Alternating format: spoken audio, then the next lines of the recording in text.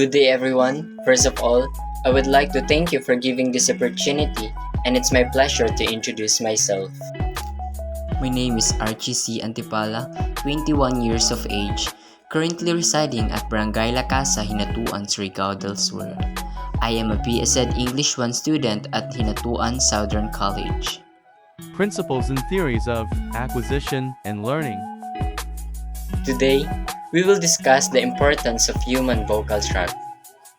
The human vocal tract is basically a tube with two flaps just above the lungs and its diaphragm muscles which pump out air. The vocal tract is much like a saxophone with the reed vibrating at the top of the tube. Our vocal flaps can vibrate faster or slower, producing higher or lower pitches.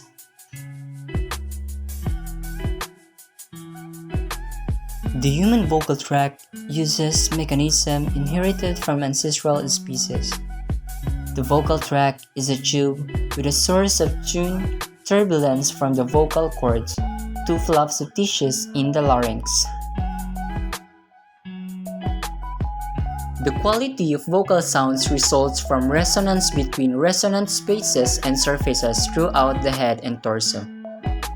While consonants squeeze or close the air tube, vowels are shaped by holding the tongue and lips to make a musical note.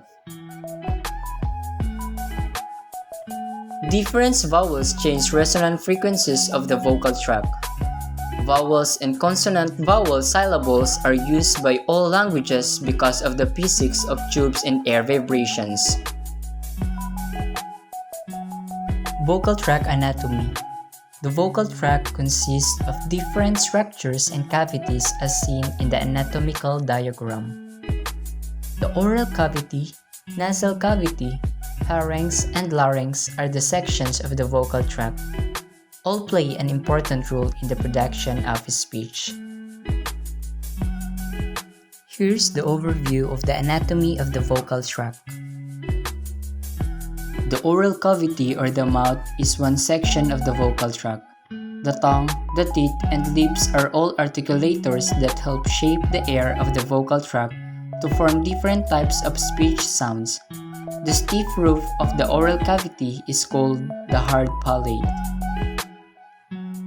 The softer portion of the palate that ends with the uvula is the soft palate. All of these structures in the oral cavity work together to create wide variety of sounds, from speech to the sound effects of beatboxing. The nasal cavity is important to the respiratory system because it warms and humidifies inhaled air and filters out debris. It also has a role in speech. In addition to the nasal cavity's role as part of the vocal tract, there is also an olfactory region which sends information about smell to the brain. The anatomy of the nasal cavity is complex. It runs from the nares or nostril to the pharynx. The septum divides the nasal cavity into two sides. The soft palate closes off the nasal cavity during swallowing and during production of non-nasal speech sounds. The pharynx refers to the upper throat between the oral and nasal cavities in the larynx. The pharynx play an important role in both speaking and eating. Air passes through the pharynx as part of the respiratory system, which is important for the breathing and speech. Food and liquid travel down through the pharynx to the esophagus as part of the digestive system. The pharynx branches off into two parts, the esophagus and the trachea.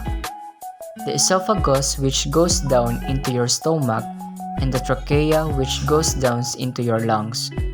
As a result of this, the pharynx is very important in digestion and respiration.